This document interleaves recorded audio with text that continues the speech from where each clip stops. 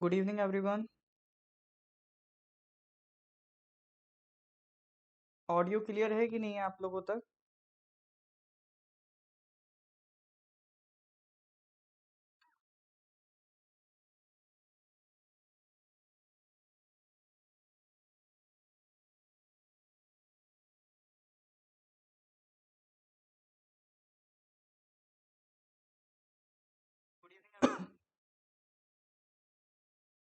Yes और no?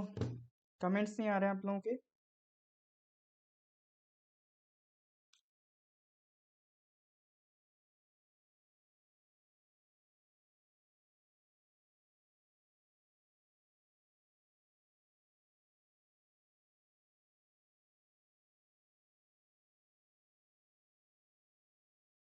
Good evening. हाँ जी। तो ऑडियो क्लियर है कि नहीं है आप लोगों तक? पहले तो ये बताइए। Loud and clear, alright. देखिए, ये क्लास रखने का पर्पस ये है कि अभी रिसेंटली एसआई मेंस का रिजल्ट आया है। अब उसके बाद जो अगली स्टेज रह जाती है वो रह जाती है वाइवा वॉइस।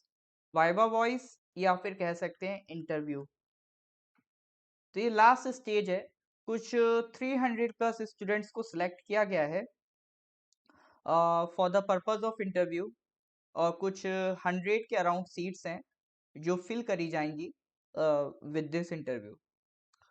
तो हर तीन में से एक बच्चा आपका सिलेक्ट होगा। हर तीन में से एक एस्पिरेंट को वर्दी मिलेगी। So for the purpose of interview ये लेक्चर हम आपका अरेंज कर रहे हैं ताकि यहाँ पर हम थोड़ा सा एक पूरी सीरीज लेके चलेंगे। ठीक है, आज का सिर्फ लेक्चर नहीं होगा, और भी फर्दर लेक्चर्स आएंगे जिसमें हम one by one different different aspects deal करेंगे रिगार्डिंग इंटरव्यू। क्या क्या आपको प्रॉब्लम्स फेस करनी पड़ती हैं, क्या क्या आपकी लाइफ मतलब किस तरह के क्वेश्चंस आते हैं, किस तरह से आपको उनको टैकल करना है, ये सारी बातें हम जानने की कोशिश करेंगे इन दिस सीरीज। तो ये सीरीज आपको सिर्फ और सिर्फ एसआई मेंस में हेल्प नहीं करेंगी, क्योंकि देखिए इंटरव्यू किसी का भी हो, इंटरव्यू तो इंटरव्यू होता है। लगभग लगभग हर इंटरव्यू में क्वेश्चंस का टाइप सेम ही रहता है। अब हम यहाँ पे जीके या हिस्ट्री ये सब डिस्कस तो नहीं करेंगे, हम जो जनरल क्वेश्चंस पूछे जाते हैं वो डिस्कस करेंगे। वो तो आप भले यूपीएससी में आईएएस का इंटरव्यू दें, वो उसमें भी इसी तरह के सवाल आते हैं। तो एक जनरल आपका इंटरव्यू का डिस्कशन होगा। तो आप किसी भी एग्जाम की तैयारी कर रहे हो, पीसीएस की कर रहे हो, जिसमें आपको जानकारी चाहिए कि किस तरह से इंटरव्यू फेस करना रहता है, तो ये लेक्चर उम्मीद करते हैं आपके लिए काफी हद तक हेल्पफुल रहेगा। ठीक है। अच्छा, इसके साथ साथ आपको हाँ, स्क्रीन पर एक नंबर भी दिख रहा होगा। ठीक है। आपको स्क्रीन पर एक नंबर भी दिख रहा होगा। तो इन केस अगर आप नए हैं और आपकी कोई क्वेरी है, आपको कोई गाइडेंस चाहिए, तो 8076535685, ठीक है, इस नंबर पर जाकर व्हाट्सएप कर सकते हैं। ठीक है, इस नंबर पर जाकर व्हाट्सएप करिए। आपका कोई भी क्वेरी है, आपका कोई भी गाइडेंस, हम लोग डिफरेंट डिफरेंट प्रोग्राम्स चलाते रहते हैं। अभी जैसे एक फ्री क्विज हम लोगों ने स्टार्ट किया है डेली बेसिस पे। हर रोज रात 10 PM पे एक क्विज अपलोड हो जाती है 15 क्वेश्चंस की। ठीक है, तो वो प्रैक्टिस भी आपको कराई जाएगी। और भी डिफरेंट डिफरेंट प्रोग्राम्स है जो हम चलाते रहते हैं। गुड इवनिंग गिकार जी, आज जी काफी टाइम बाद आपको देख रहे हैं। ठीक है, चलिए। अच्छा, इसके साथ साथ मैं ये भी कहना चाहूंगा कि प्लीज अपना रिव्यू जरूर दीजिए। उससे क्या होता है, हमें मोटिवेशन मिलता है, प्रोत्साहन मिलता है, फैकल्टीज को भी मोटिवेशन मिलता है, पूरी टीम मोटिवेट होती है और ज्यादा काम करने की हिम्मत बढ़ती है अगर आप अपना रिव्यू, अपना अप्रिसिएशन हमें पेज पर, हमारे फेसबुक पेज पर प्रोवाइड करते हैं। ठीक है, तो फेसबुक पेज पे जाकर रिव्यू का जो ऑप्शन होता है उसमें जाकर अपना रिव्यू जरूर दीजिए, ताकि हमें और हेल्पफुल रहे और हमें एक मोटिवेशन मिले आगे बढ़ने के लिए। ठीक है जी, तो लोग आ गए हैं, तो स्टार्ट करते हैं फिर। हाँ जी। देखिए, सबसे पहले तो आप ये समझिए कि अगर आप इंटरव्यू देने जा रहे हैं, तो ऑब्वियसली बात है आपने कोई एक स्टेज क्लियर करा है, कोई आप एक एग्जाम क्लियर करके गए हैं। तो इसका मतलब आपके पास नॉलेज तो है, क्योंकि जो रिटन एग्जाम होता है उसका पर्पस क्या होता है, वो चेक कर लेते हैं कि आपके पास नॉलेज कितना है, आपके पास एप्टीट्यूड कितना है।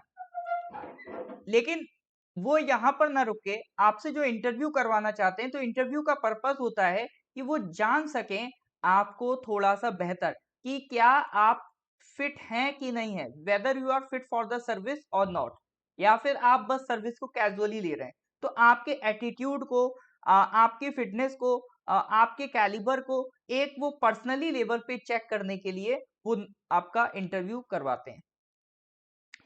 अब जो हमारा आज का लेक्चर है, आज का जो लेक्चर 1 है, इसमें हम 3 तरह के क्वेश्चंस डील करेंगे, ठीक है? 3 मोस्ट टफ क्वेश्चंस जो जनरली लोगों को परेशान करते हैं, कि मतलब समझ में नहीं आता इसमें क्या बोलें। और बहुत ही सब्जेक्टिव क्वेश्चंस होते हैं, क्योंकि इसमें बोलने का स्कोप तो बहुत रहता है, लेकिन हमें अपने वर्ड्स को बहुत ही स्पेसिफिक रखना, प्रिसाइज रखना होता है, क्योंकि टाइम लिमिटेड होता है। 30-40 मिनट्स एक इंटरव्यू चलता है, तो उस लिमिटेड टाइम में बहुत ही स्पेसिफिक हमें बोलना होता है, और उसी स्पेसिफिक में हमें अपना बेस्ट भी देना होता है।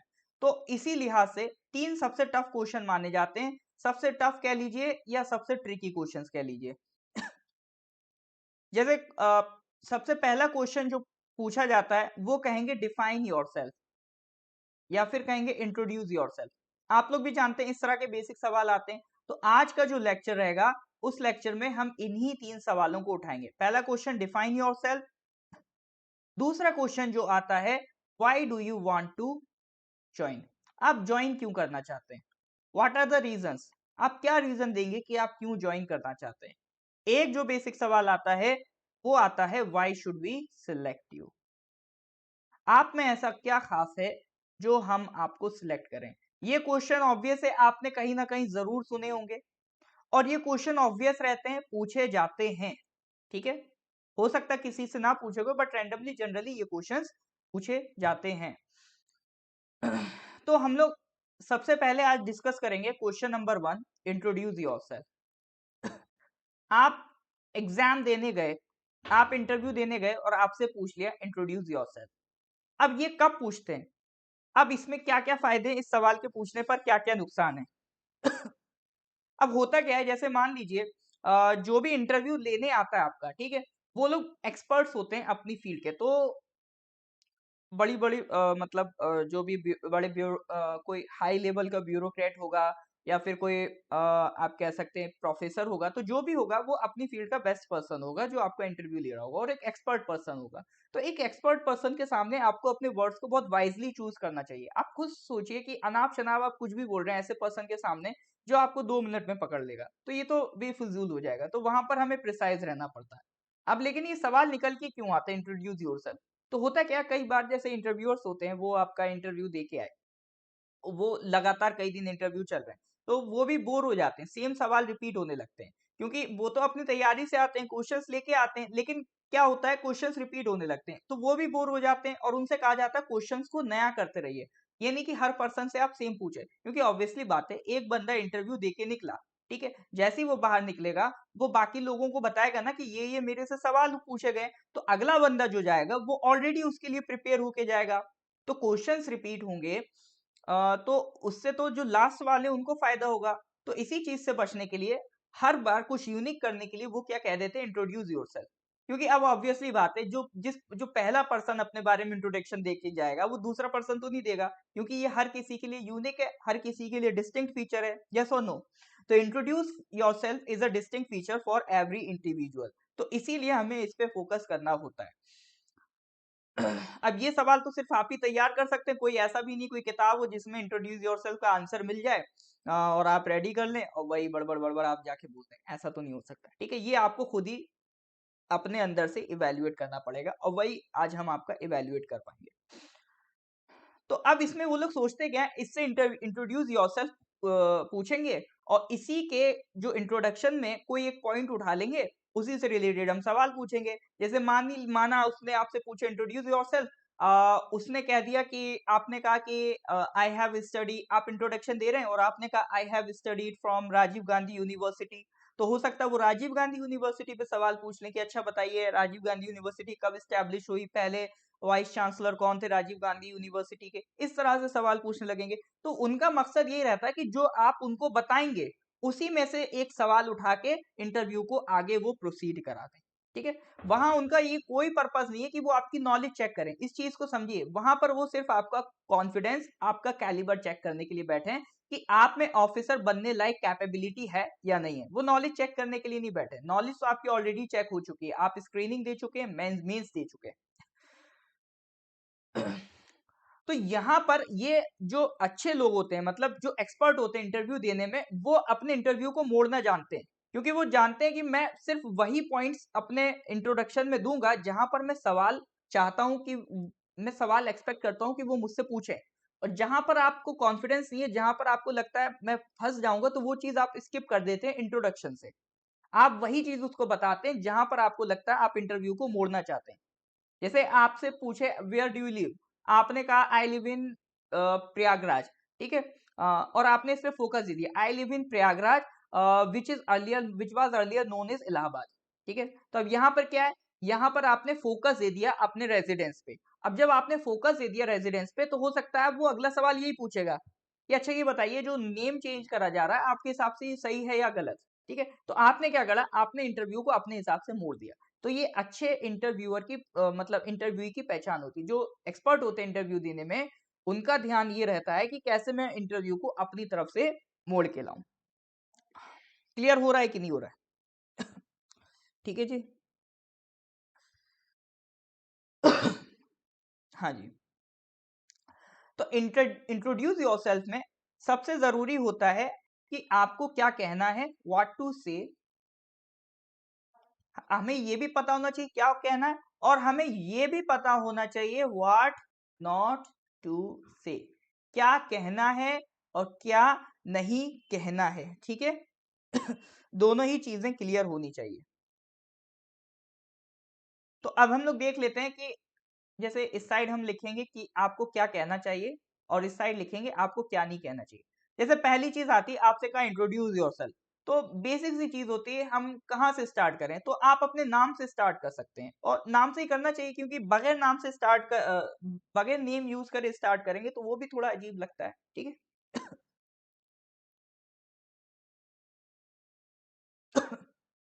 तो आपको कहाँ से स्टार्ट करना है, अपने नाम से स्टार्ट करना है। अच्छा, हम लोग 3 क्वेश्चंस करेंगे, इसके अलावा आपके जो भी एक्स्ट्रा क्वेश्चंस हो, ठीक है, जो भी आपके एक्स्ट्रा क्वेश्चंस हो, आपको लगता है कि सर इस तरह का क्वेश्चन अगर पूछा जाए तो मुझे क्या आंसर देना चाहिए, तो जो भी आपके एक्स्ट्रा क्वेश्चंस है हम उन पे भी क्लास लेंगे। बट उसके लिए क्या करना है, आपके पास एक व्हाट्सएप नंबर है 8076535685, इस नंबर पर अपना क्वेश्चन व्हाट्सएप कर दिए। इस नंबर पर आप अपना क्वेश्चन व्हाट्सएप कर दीजिए और बताइए आप किस तरह का सवाल पूछना चाहते हैं। आपको क्या लगता है कि अगर इस तरह का सवाल पूछा गया तो मैं क्या जवाब दूंगा। नंबर क्या है, 8076535685। वैसे नीचे स्क्रीन पे भी चल रहा होगा 8076535685। चलिए जी। तो नाम बता सकते हैं, नाम तो बता सकते हैं अब, लेकिन कई लोग क्या होते हैं, sir my name is this, अब उसके बाद वो लग जाते हैं sir my father name is this, my mother name is this. अरे भाई, वो आपको सिलेक्ट करने आया, आपके फादर मदर को सिलेक्ट नहीं करने आया। आपको ये सब नहीं करना कि मम्मी पापा का नाम वहां बता रहे हो, या ये बता रहे हो मेरे भाई बहन का नाम क्या है, मेरे भाई इतने भाई बहन है, तो इतना आपको पर्सनल नहीं जाना है। उसको आपको प्रोफेशनल वर्क के लिए हायर करना है, ठीक है। आप जो जॉब लेने जा रहे हो, it is a professional part, तो वहां पर ये पर्सनल चीजें आपको नहीं करनी, तो इनसे बचना, father name, mother name, siblings, इनसे आपको बचना है, ठीक है। ये चीजें आपको अपने इंटरव्यू में नहीं लेके जानी है। उसके बाद कहाँ से बिलोंग करने वाली चीज में, अब आपको ये नहीं कि आप अपना विलेज से बता रहे हैं कि मैं उस गांव से विलेज से बिलोंग करता हूं, जब तक तब तक नहीं बताना है जब तक आपका विलेज कुछ यूनिक ना हो, ठीक है। अगर आपका विलेज कुछ यूनिक है तो हाँ, आप अपने विलेज का नाम जरूर लीजिए, अदरवाइज विलेज का नाम नहीं लेंगे। आप क्या बोलेंगे, I belong to this district, ठीक है, आप अपनी डिस्ट्रिक्ट बोलेंगे, और स्टेट तो आपका अरुणाचल है ही, ठीक है। नेशनल लेवल का इंटरव्यू देंगे तो स्टेट भी मेंशन करेंगे, आई बिलोंग टू अरुणाचल प्रदेश। तो डिस्ट्रिक्ट और आपका स्टेट, ये दोनों चीजें जाएंगी आपके रेजिडेंस में जब आप अपने को इंट्रोड्यूस करें, my name is this, I belong to this district and this state. Village से बचना है। विलेज तब, जैसे मान लीजिए आप इंडिया के ईस्टर्न मोस्ट विलेज से बिलोंग करते हैं, तो आपका विलेज थोड़ा सा स्पेशल हो गया, तब आप अपना विलेज का नाम जरूर मेंशन करिए, ठीक है। अब ये पर्सन टू पर्सन वेरी करेगा कि आपके विलेज फेमस हैं या नहीं है, ठीक है। अदरवाइज विलेज का नाम नहीं बताना है। पढ़े कहाँ से हो भैया, ठीक है, पहली चीज नाम हो गई, दूसरी चीज रेजिडेंस, तीसरी चीज एजुकेशन। अब एजुकेशन में कई लोग क्या होते हैं, सर मैंने ABCD स्कूल से क्या कहते हैं 5th क्लास पास करी, XYZ स्कूल से 10th पास करी, इतना इतना नहीं जाना है, ठीक है, इतना बचपन में नहीं जाना है। हाँ, या तो अगर जैसे आप ये एम्फेसाइज करना चाहते हो कि हाँ मैंने गवर्नमेंट स्कूल से पढ़ाई करी, तो आप एम्फेसाइज कर सकते हैं। अदरवाइज आपको अपने प्राइमरी स्कूल्स के नाम नहीं लेने होते हैं, आपको डायरेक्ट किस पे जाना होता है, आप डायरेक्ट बताइए आपने ग्रेजुएशन कहाँ से करी, ठीक है। ऑब्वियसली सब ग्रेजुएट होंगे तभी एग्जाम दे रहे हैं ये वाला, तो आपको अपनी ग्रेजुएशन बतानी है। और अगर आप पोस्ट ग्रेजुएट हैं तो आपको अपनी पोस्ट ग्रेजुएशन बनानी है कि sir I have done BSc in physics from Rajiv Gandhi university and post graduation in physics from Rajiv Gandhi university. तो इस तरह से आपको बताना है, ग्रेजुएशन पोस्ट ग्रेजुएशन आप बताएंगे। और जो प्राइमरी स्कूल्स हैं इस तरह की आपको नॉलेज नहीं देनी है, ठीक है, ये थोड़ा सा ध्यान रखना है।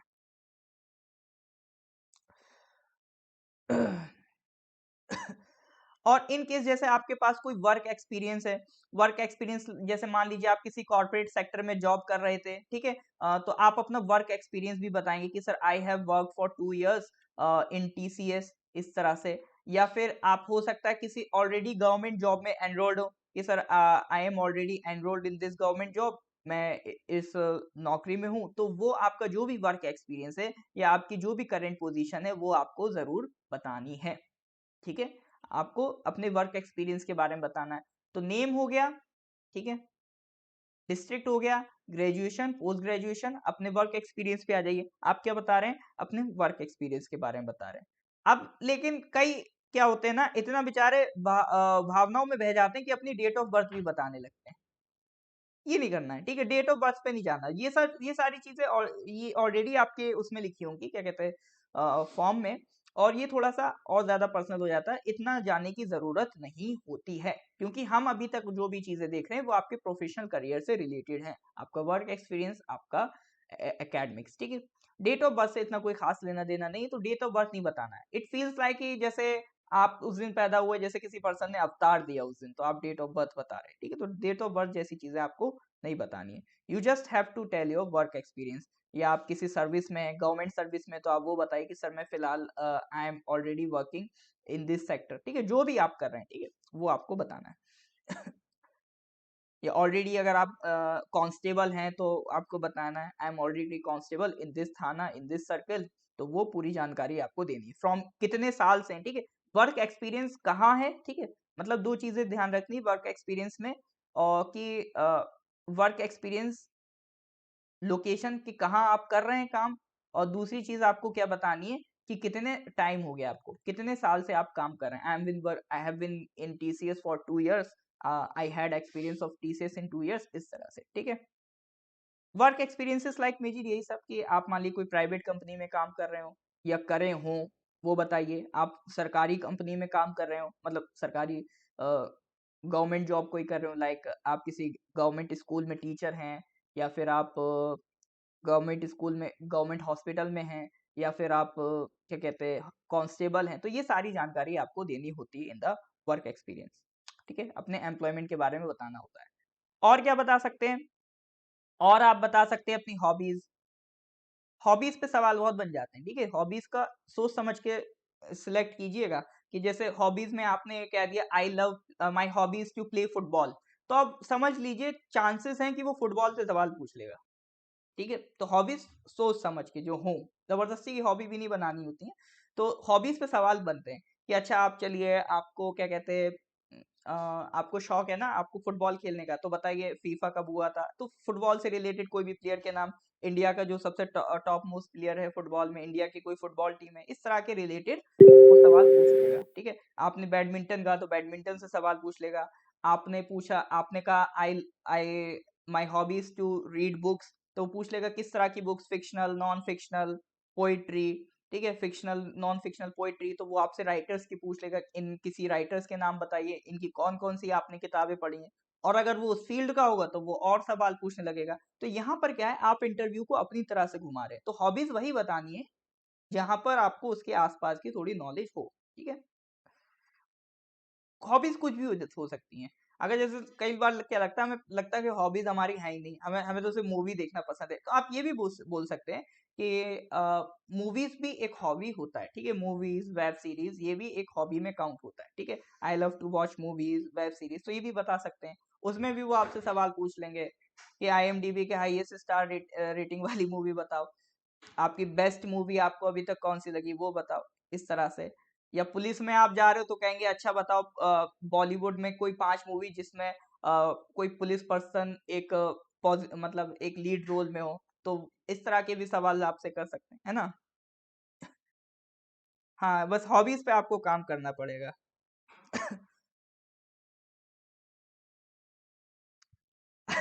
अब थोड़ा इस तरह से कहने के बचिएगा कि क्या होता है सर, मेरे को ना हॉबी हॉबी तो मेरी ये है, मुझे सोना बहुत पसंद है, आई लव स्लीपिंग, तो वो भी ब्लैंक हो जाएंगे। तो थोड़ा एक आध हॉबी अपने हिसाब से प्रिपेयर कर लीजिएगा, ठीक है। या चाहे तो स्किप कर सकते हैं, जब तक वो ना पूछें तब तक आप स्किप भी कर सकते हैं, अगर आप हॉबी में कॉन्फिडेंट कम हो, ठीक है। अब यही चीजें होती हैं, आपको अपने हिसाब से अरेंज करनी होती है। मैं बस आपको कंटेंट दे सकता हूँ कि क्या क्या आप बोल सकते हैं। अच्छा, ऐसा भी नहीं है कि ये सवाल पूछ दिया तो यही बोलते चले गए। My name is this, I belong to this district, I have done graduation in this, post graduation in this, I have work experience in this, I have hobbies this, ठीक है। इस तरह से भी नहीं बोलना है आपको, बहुत ही प्रोफेशनली, जेंटल और सिंपल वे में बोलना है, ठीक है। यूट्यूब पे कई तरह के मॉक्स पड़े रहते हैं, उनका आप तरीका देख सकते हैं, उनसे किस तरह से वो बोलते हैं, ठीक है, वो जरूर देखिएगा। और एक होता है मैरिटल स्टेटस, आप बता सकते हैं। हाँ, लेकिन मैरिटल स्टेटस तब बताइएगा अगर आप मैरिड हो, ठीक है। इफ यू आर मैरिड तो you can tell your marital status, I have been married since 2 years। तो इस तरह से आप अपने मैरिटल स्टेटस को बता सकते हैं। हाँ, लेकिन बचिएगा अगर आप सिंगल हो, ठीक है। अगर आपकी शादी नहीं हुई है तो आपको मैरिटल स्टेटस नहीं बताना है, ठीक है। मैरिटल स्टेटस नहीं बताना है, बचिएगा बताने से अगर आपकी शादी नहीं हुई है। तो क्योंकि आप खुद सोचिए, अगर आपसे आपने सोचा मैरिटल स्टेटस बताना है तो आपने कह दिया I have not married yet, तो ये थोड़ा ऐसा फील होता है कि आप डेस्परेट हैं, कोई आपसे शादी करने के लिए रेडी नहीं है, यस और नो, है ना। तो ऐसा फील हो रहा है कि आप डेस्परेट हैं शादी के लिए। तो अगर सिंगल है तो सिंगल रहिए, कुछ नहीं बोलना, मैरिटल स्टेटस बोलना ही नहीं। हाँ, अगर शादीशुदा है तो आप बता सकते हैं। अब इसमें भी जैसे कई लोगों को मैरिटल स्टेटस में भी घुमाने के लिए उसको एग्जामिनर को लाने के लिए थोड़ा सा इम्फेसाइज कर देते हैं। अब जैसे ये सारे आपके जो पॉइंट्स हो गए, अब इसमें आप उसको किस पॉइंट पे लेके आना चाहते हैं। अगर आप उसको लेके आना चाहते हैं कि आपका जो वर्क एक्सपीरियंस रहा, आप मान लीजिए TCS में जॉब करते थे, ठीक है। अब वो आप चाहते हैं कि वो TCS से रिलेटेड सवाल करे, तो आप वर्क एक्सपीरियंस पे फोकस करेंगे। तो आप बताएंगे कि मैं TCS में 2 साल से काम पर था और मैं आई हैव मतलब मैं इस पोस्ट पर था, I have been in the post of web developer और I have done expertise in this field. तो आप थोड़ा सा उसको इलेबोरेट कर देंगे। तो आप चाहते हैं जिस फील्ड पे सवाल आए उस फील्ड को क्या कर देंगे, थोड़ा सा इलेबोरेट। जैसे आप चाहते हैं मैरिटल स्टेटस पे सवाल आए तो आप कह देंगे I have been married since 3 years and I have 2 girls, ठीक है, आई हैव 2 daughters। तो अब यहाँ से आपने थोड़ा-सा उस पे फ़ोकस दे दिया मैरिटल स्टेटस पे, क्योंकि आपने ये भी बता दिया कि आपके क्या कहते हैं शादी कितने साल हुई और आपके कितने बच्चे हैं। तो अब वो यहाँ आपसे हो सकता है पूछ ले कि how long have you been managing, आप कैसे मैनेज कर रहे हैं शादी के साथ ये पढ़ाई-लिखाई, इतना वर्कलोड। या अब ये पूछ सकता है आपके जो स्पाउस हैं, आपके जो हस्बैंड हैं, आपके वो वाइफ हैं, आपसे कितना उनका मतलब कोऑपरेशन रहा है आपकी प्रिपरेशन में, आपकी लाइफ में। अगर आपके स्पाउस आपके साथ नहीं आते तो आप उन सारी चीजों से कैसे डील करते हैं, ठीक है। तो इस तरह के सवाल आ सकते हैं।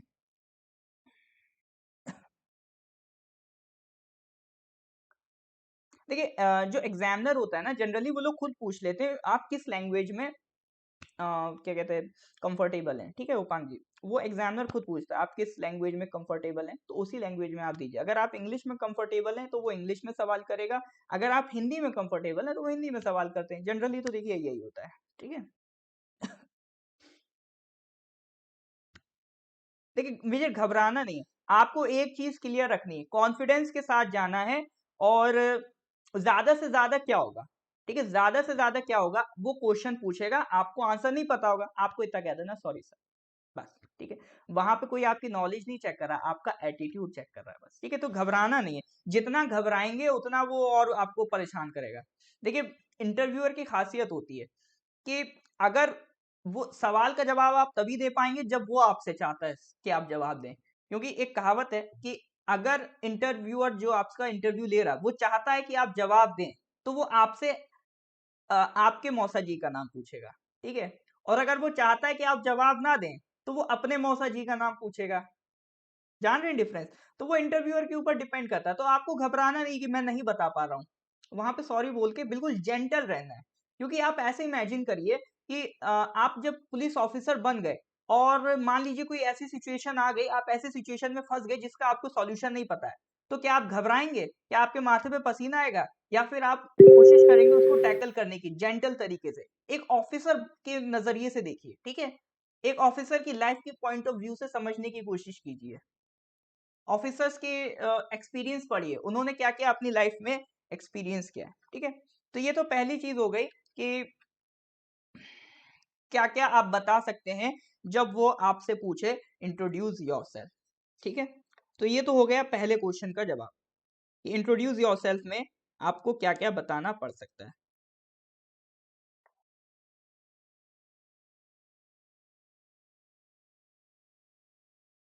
ठीक है, इसका थोड़ा सा ध्यान रखिएगा। अब इसमें क्या रखना है क्या नहीं रखना वो आप अपने हिसाब से देखेंगे, ठीक है। वो आपको अपना यूनिक बनाना है। मैं यहाँ बस एक गाइडेंस दे सकता हूँ, अल्टीमेटली आपको खुद ही वो चीजें प्रैक्टिस करनी होगी।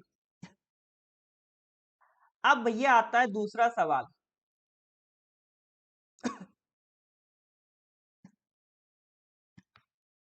दूसरा सवाल क्या है?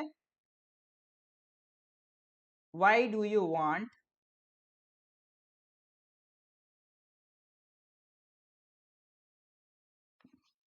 दूसरा सवाल है why do you want to join? आपको इस सर्विस में ऐसा क्या लग रहा है, आप इसे क्यों ज्वाइन करना चाहते हैं? आप ऑलरेडी हो सकता है किसी कंपनी में, तो कहेंगे आप टीसीएस में ऑलरेडी इतना अच्छा पैकेज उठा रहे थे, तो ऐसी क्या खास बात है कि आप इस सर्विस को ज्वाइन करना चाहते हैं, ठीक है। अब देखो, रीजन तो सबको पता होता है ना, लेकिन बोल नहीं सकते, बस इतना फर्क है। अब सर क्या बताएं आपको क्यों ज्वाइन करना चाहते हैं? कह देंगे तो मतलब जानते तो मन ही मन आप भी हैं, लेकिन बोल देंगे तो और खराब लगेगा, ठीक है। तो आंसर्स आपके क्या हो सकते हैं? देखिए, एक आंसर तो रियल आंसर होगा, लेकिन उनकी रीजन आप बता सकते हैं। कुछ ऐसे रीजन आंसर्स हो सकते हैं जो आपको जरूर बताने चाहिए। अब किस तरह से इस क्वेश्चन को टैकल करना है वो समझिए। अब मोस्टली लोग क्या करते हैं? मोस्टली लोग यहाँ पर क्या करेंगे? वो कहेंगे sir I want to do social service, मुझे समाज सेवा में करना है। मेरा दम घुटता है जब मैं सोसाइटी को इतना तड़पता देखता हूँ, मुझे सोशल सर्विस पे काम करना है। समझ रहे हो आप? मतलब इतना डीप हो जाएंगे, लग रहा है कि गांधी जी के बाद अगला पर्सन, अगला अवतार इसी बंदे ने लिया है सोशल सर्विस को लेके। अगला अवतार इसी पर्सन ने लिया है सोशल सर्विस को लेके, इतना डूब जाएंगे सर मैं सोशल सर्विस करना चाहता हूँ, मैं बचपन से कर रहा हूँ, मैं ये कर रहा हूँ, मैं वो कर रहा हूँ, ठीक है। तो इस तरह के जवाब नहीं देना है, क्योंकि आप कितने भी ऊंचे हों, वो आपसे ऊंचे होंगे उस मोमेंट में, वो सब जानते हैं, ठीक है, सबको पता होता है। और तो इस तरह के जो मतलब हाइपर वाले सब जवाब होते हैं, तो वो इसको निगेटिव समझते हैं, पॉजिटिव नहीं समझते हैं, ठीक है। ये क्या होता है ना, ये एक तरीके से आप क्या कर रहे हैं, अपनी बढ़ाई कर रहे हैं, अपने आप को प्रेज कर रहे हैं। तो अपने मियाँ मिट्ठू बनना कहते हैं इसे, तो अपने मियाँ मिट्ठू नहीं बनना है, अपनी तारीफ खुद नहीं करनी है, ठीक है। इस बात का ध्यान रखिए, अपनी तारीफ खुद नहीं करनी है, ध्यान रखिए। करेंगे लेकिन थोड़ा सा डिप्लोमेटिक वे में। अब आप थोड़ा सा देखिएगा ऑफिसर बात कैसे करते हैं, ठीक है। तो इस तरह से नहीं कहेंगे सर मैं सोशल सर्विस ज्वाइन, मुझे सोशल सर्विस करने में बहुत अच्छा लगता है, क्योंकि सभी लोग ये जवाब दे रहे हैं, तो वो भी कह रहे हैं भाई तुमसे पहले सब आए तो वो भी यही कह रहे हैं, तो तुम में ऐसा क्या खास है, तो वो समझ जाते हैं इस चीज को, ठीक है। तो इससे बचना है। हाँ जी विक्टोरिया जी, सीवी बना लीजिए, it would be better. CV तो होना चाहिए आपके पास, ठीक है। सीवी तो होना चाहिए, सीवी बना लीजिए, हेल्प करेगा आपको।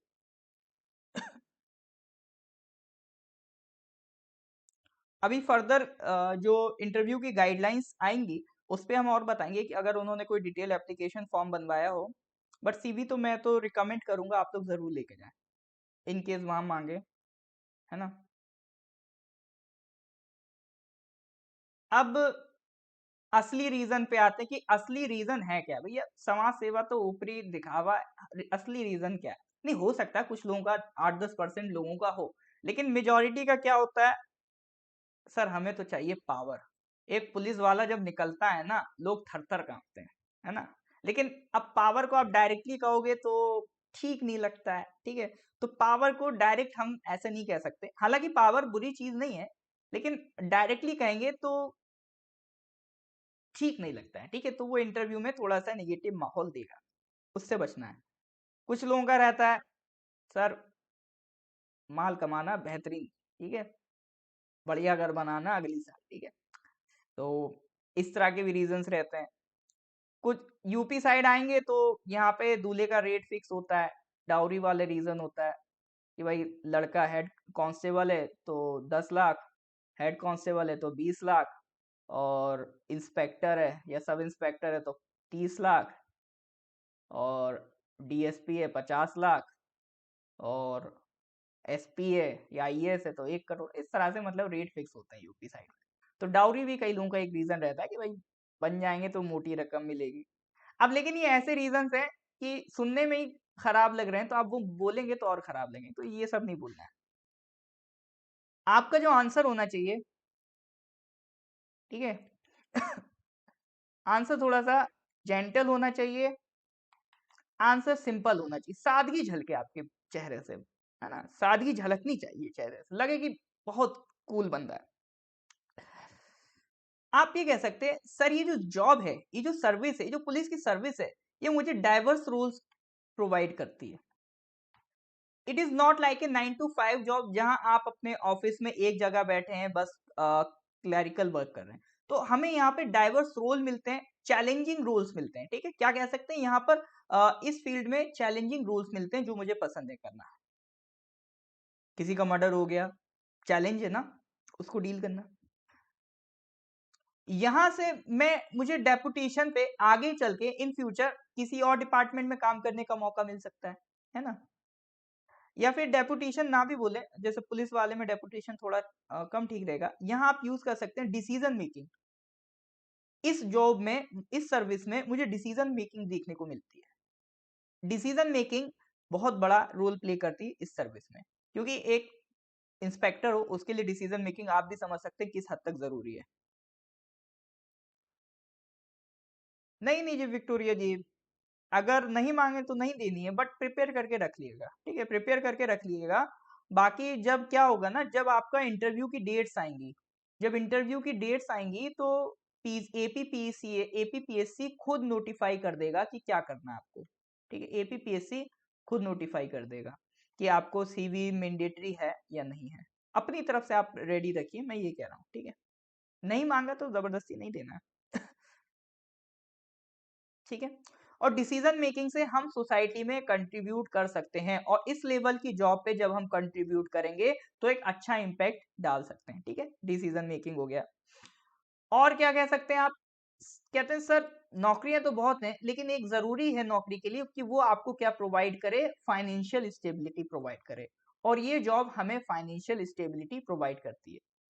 भले ही आपके प्राइवेट के कंपैरिजन में, प्राइवेट के कंपैरिजन में यहाँ पर आपकी सैलरी कम हो, ठीक है, प्राइवेट के कंपैरिजन में आपकी सैलरी कम हो, लेकिन जो आपका सोशल स्टेटस रहता है, एक पुलिस वाले का सोशल स्टेटस आप भी जानते हो, आपको जो प्रिविलेजेस मिलते हैं, आपको जो पर्क्स मिलते हैं, आपको जो सोशल सिक्योरिटी बेनिफिट्स मिलते हैं, वो ऑब्वियसली प्राइवेट से तो ज्यादा ही है, ठीक है। प्रिविलेजेस में आपको गाड़ी मिलेगी, घर मिलेगा, आपको कई हॉस्पिटल का, बच्चों के एजुकेशन का उसमें कंसेशन मिलता है। तो कई तरह के सोशल सिक्योरिटी बेनिफिट्स हो गए, कई प्रिविलेजेस हो गई, और सबसे बड़ी बात सोसाइटी में एक बड़ा स्टेटस, हाई सोशल स्टेटस आपको मिलेगा, ठीक है। ये आप कह सकते हैं। और क्या कह सकते हैं, और आप क्या कर सकते हैं, एक इमोशनल स्टोरी जोड़ सकते हैं। अगर है तो ठीक है, नहीं है तो बना भी सकते हैं अपने हिसाब से, ठीक है। मतलब ऐसा भी नहीं कोई जबरदस्ती बनवा रहे हो। कुछ इमोशनल स्टोरी से आप कंक्लूड कर सकते हैं कि सर जैसे मैं मेरे स्कूल में एनुअल फंक्शन था, तो वहाँ पे मैंने एक पुलिस ऑफिसर हमारे चीफ गेस्ट थे, तो वहाँ पे मैंने देखा उनको बहुत रेस्पेक्ट मिल रही थी। तो मैंने जब मैं 5th क्लास में था या थी, तो जब मैं घर पे गया, तो मैंने घर वालों से पूछा कि उस ऑफिसर को इतना इज़्ज़त क्यों मिलता है? तो उन्होंने कहा पुलिस वालों का एक सोशल रिस्पेक्ट है, वो उनको रिस्पेक्ट सोसाइटी देती है। तो वहाँ से मेरे अंदर भी एक इंस्पिरेशन आया कि मुझे भी एक ऑफिसर बनना है। या तो इस तरह की स्टोरी कह सकते हैं, या फिर आप कह सकते हैं कि मैंने बचपन में या अपनी लाइफ में एक ऑफिसर था, उनका मैंने वर्क देखा। उन्होंने कैसे अपनी पोस्ट को यूटिलाइज़ करके उसकी मदद से सोसाइटी में कुछ अच्छा करना चाहा। जैसे आप लोग भी पढ़ते हैं, कई पुलिस ऑफिसर्स की कहानी पढ़ते रहते हैं, ठीक है? कई पुलिस ऑफिसर्स की कहानी पढ़ते रहते हैं, उनसे हम इंस्पायर होते रहते हैं। कई चैलेंजिंग केसेस सॉल्व करते हैं ऑफिसर्स, और कई बार वो उसे सॉल्व करते-करते अपनी जान भी दे देते हैं। तो इस तरह की एक नहीं हज़ारों कहानियाँ हैं, ठीक है? तो आप उनमें से कोई भी कहानी कह सकते हैं कि मैंने उन ऑफिसर के बारे में पढ़ा, कैसे उन्होंने अपनी लाइफ में अपने इस जॉब के ज़रिए सोसाइटी में एक बड़ा इम्पैक्ट क्रिएट कर दिया। तो मेरे को वहाँ से क्या मिली? इंस्पिरेशन मिली। तो आप बता सकते हैं किसी ऑफिसर से आपको इंस्पिरेशन मिली, और इसी की वजह से मैंने डिसाइड कर दिया कि मैं भी अपनी वर्दी में स्टार लगवाऊँगा या लगवाऊँगा, ठीक है? तो इस तरह से इमोशनली भी कंक्लूड आप कर सकते हैं। तो यहाँ से मुझे इंस्पिरेशन मिली कि ये सर्विस ऐसी है कि जिससे हम एक सोसाइटी में एक लार्ज लेवल पे इम्पैक्ट डाल सकते हैं, ठीक है? सोसाइटी में इम्पैक्ट डाल सकते हैं एट लार्ज लेवल। तो इसलिए मैं ये जॉब ज्वाइन करना चाहता हूँ। इतना कह देंगे तो अभी क्या क्या बेटा अभी लो सर्विस, ठीक है?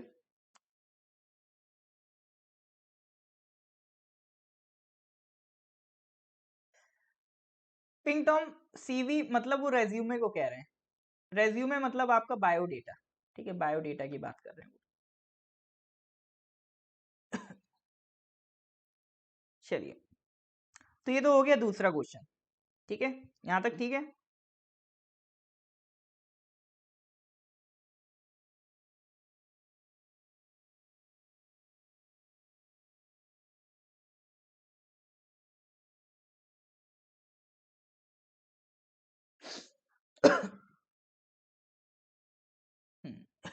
तो 2 क्वेश्चन हमने देख लिए।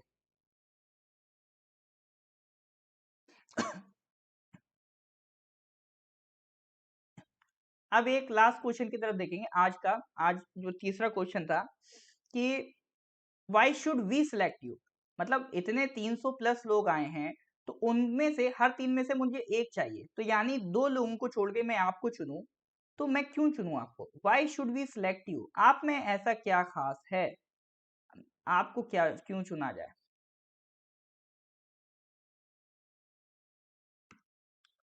क्वेश्चन क्या है? Why should we select you? ठीक है? पहला क्वेश्चन क्या था? इंट्रोड्यूस योरसेल्फ, उस पे हमने बात कर ली। दूसरा क्वेश्चन क्या था कि why do you want to join the service, उस पे हमने बात कर ली, ठीक है? इंटरव्यू बोर्ड मेंबर वाले देख रहे हो, हाँ हो सकता है देख रहे हो, फिर यहीं से सवाल उठाए। ठीक है? और तीसरा क्या, why should we select you, क्यों करना चाहिए? अब इस पे आपको क्या जवाब देना है? तो इस पे आपको देखिए देखना है सबसे पहले कि एक ऑफिसर के लिए क्या क्या क्वालिटीज चाहिए। एक एक ऑफिसर के लिए दो चीजें होनी चाहिए उसके पास। एट्रीब्यूट्स, एट्रीब्यूट्स यानी उसमें कुछ स्पेसिफिक वैल्यूज होनी चाहिए। और दूसरा होता है एप्टीट्यूड, उसमें क्या होना चाहिए? एप्टीट्यूड होना चाहिए। तो वैल्यूज क्या क्या होनी चाहिए? एक ऑफिसर में क्या क्या वैल्यूज रिक्वायर्ड है? Values are required like integrity, निष्ठा होनी चाहिए काम करने को लेके। कोई कितनी घूस दे, आपको नहीं लेनी है, काम करना है ईमानदारी से, ठीक है? वो ईमानदारी से काम करने की एक लगन होनी चाहिए, आपके अंदर एक इंटीग्रिटी होनी चाहिए। सब्जेक्टिविटी ना हो, ऑब्जेक्टिविटी हो, चीजों को लेके आप क्लियर हो, एक परफेक्ट डिसीजन ले पाए। आपके सामने 4 रास्ते हैं, आप 4 रास्तों में कंफ्यूज ना हो कि ये भी सही है, ये भी सही है, ये भी सही है, ये भी सही है, ये नहीं। उन चारों में से आपको अपना एक बेस्ट रास्ता चुनना है। मतलब डिसीजन लेने की एबिलिटी आनी चाहिए, उसी को कहते हैं ऑब्जेक्टिविटी होनी चाहिए आप में, ठीक है? या कह लीजिए न्यूट्रलिटी होनी चाहिए, समानुभाव होना चाहिए।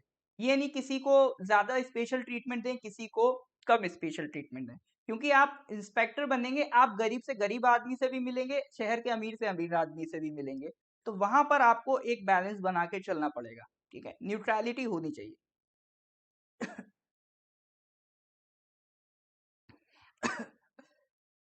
एक कंपैशन होना चाहिए, कंपैशन करुणा होनी चाहिए, मतलब कंपैशन कि अगर कोई गरीब आपके सामने आए तो आपको ऐसा नहीं, कोई इमोशन ही नहीं है कि कैसा गरीब है, एक अंदर से लगना चाहिए कि हाँ ये कोई गरीब इंसान है, इसको मदद की जरूरत है, मैं मदद करूं।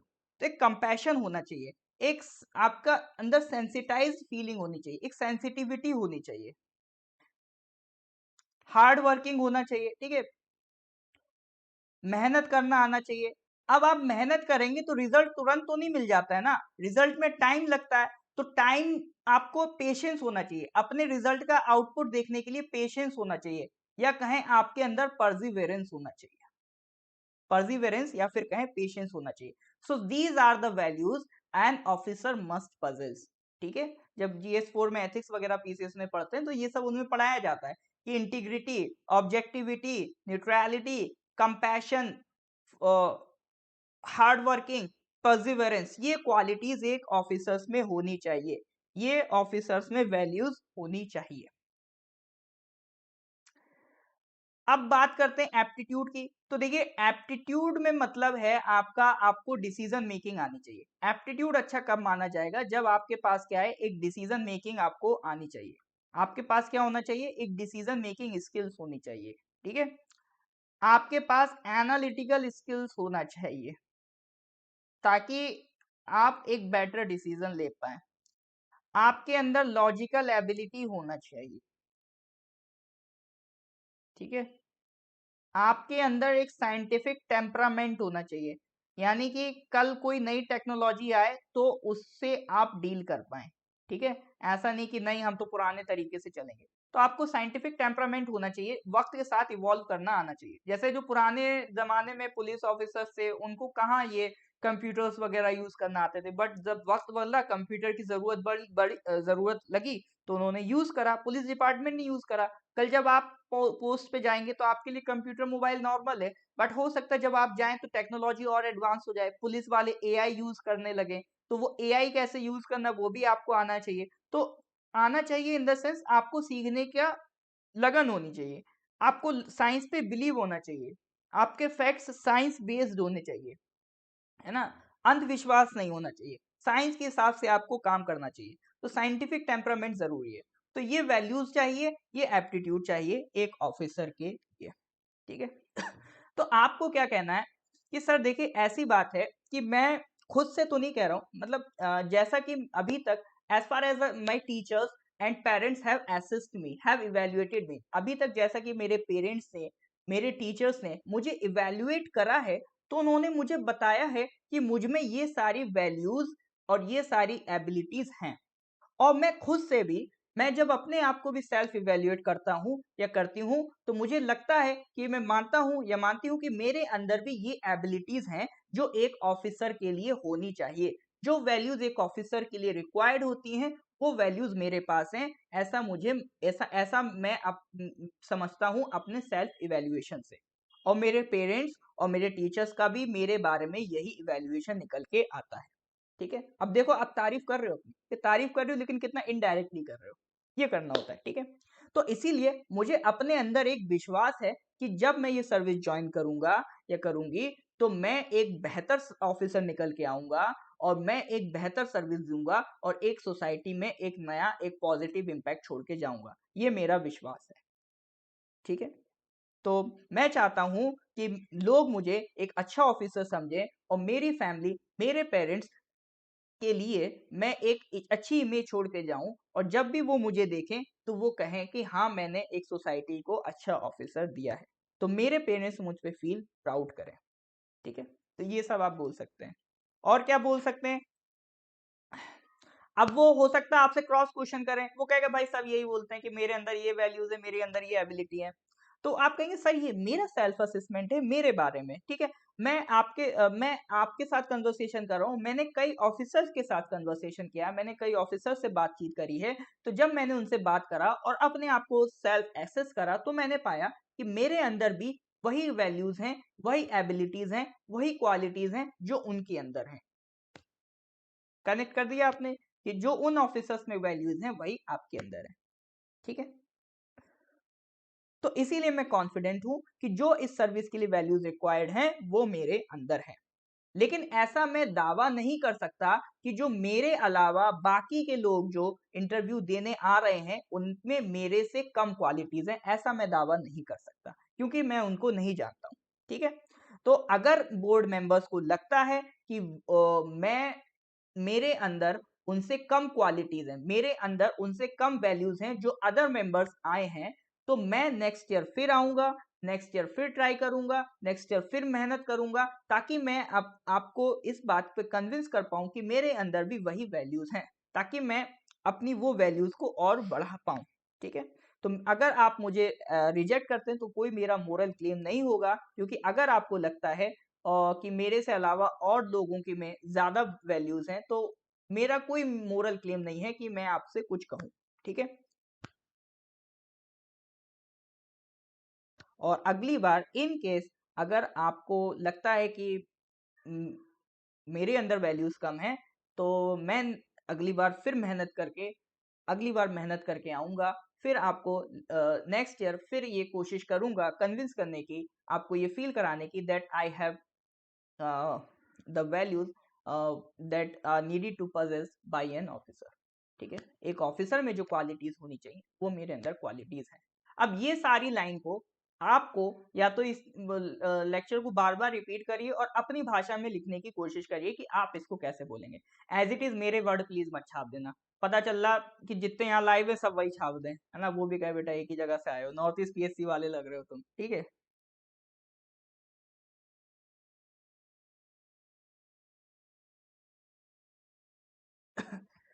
ठीक है जी। तो ये आज हम लोगों ने 3 क्वेश्चन पे बात करी। इसके अलावा और भी हम सीरीज बनाएंगे। अगर आप लोग कहेंगे, अगर आप लोग इस तरह की सीरीज में और इंटरेस्टेड हैं, तो हम और इस तरह की सीरीज बनाएंगे और क्वेश्चंस लाएंगे। इसमें मैं चाहता हूँ जैसे एक टॉपिक ये पूछा जा सकता है, पुलिस की नौकरी है तो पुलिस रिफॉर्म्स पे बहुत आराम से चर्चा हो सकती है, ठीक है। तो मैं तो चाहूंगा आप पुलिस रिफॉर्म्स पर पढ़ के जाइए। अभी तक जो जो भी सरकार ने गवर्नमेंट ने पुलिस रिफॉर्म्स में किया है, अरुणाचल गवर्नमेंट ने अगर कुछ किया हो तो उसको पढ़िए, या फिर सुप्रीम कोर्ट की एक प्रकाश सिंह कमेटी है, ठीक है, सॉरी, प्रकाश सिंह कमेटी के कुछ रिफॉर्म्स सजेस्ट किए थे सुप्रीम कोर्ट ने, ठीक है। तो प्रकाश सिंह रिफॉर्म्स करके आप गूगल कर लेंगे तो पुलिस रिफॉर्म्स करे थे प्रकाश सिंह जी ने, मतलब सजेस्ट किए थे जो पुलिस में लागू होने चाहिए, तो वो आप थोड़ा सा पढ़ लेंगे, उनको वहां पर कोट कर सकते हैं।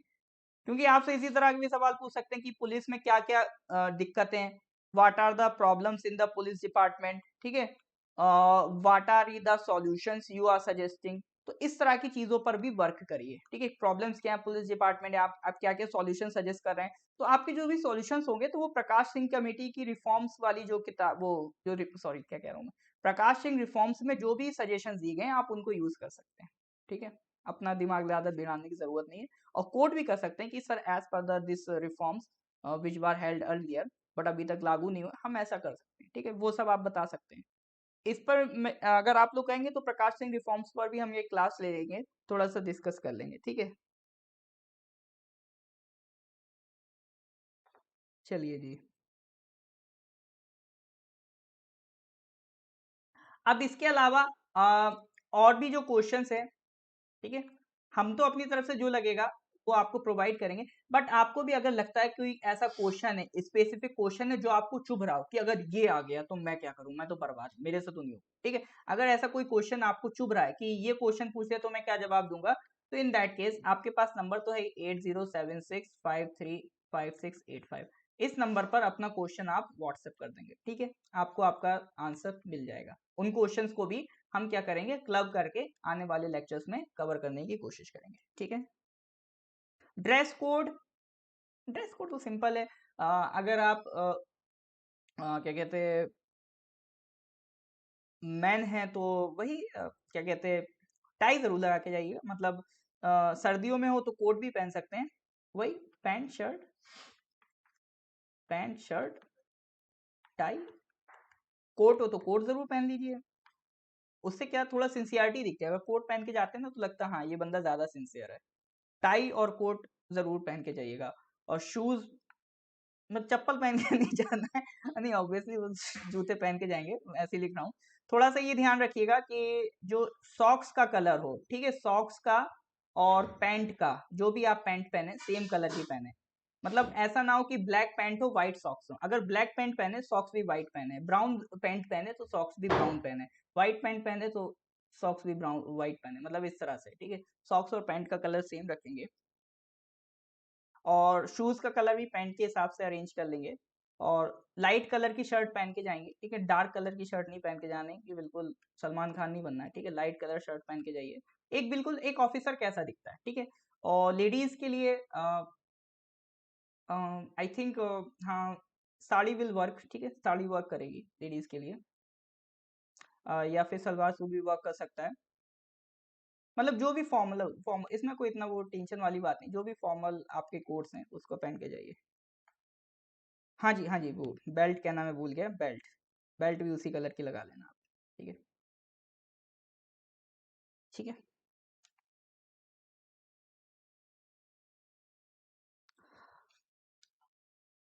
चलिए जी, ज्योति जी लेडीज के लिए मैंने बता दिया, साड़ी वर्क करेगी।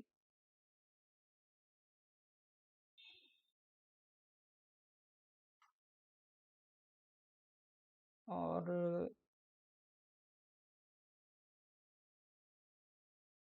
सलवार सूट में भी जा सकते हैं, ठीक है, ऑल राइट। हाँ जी,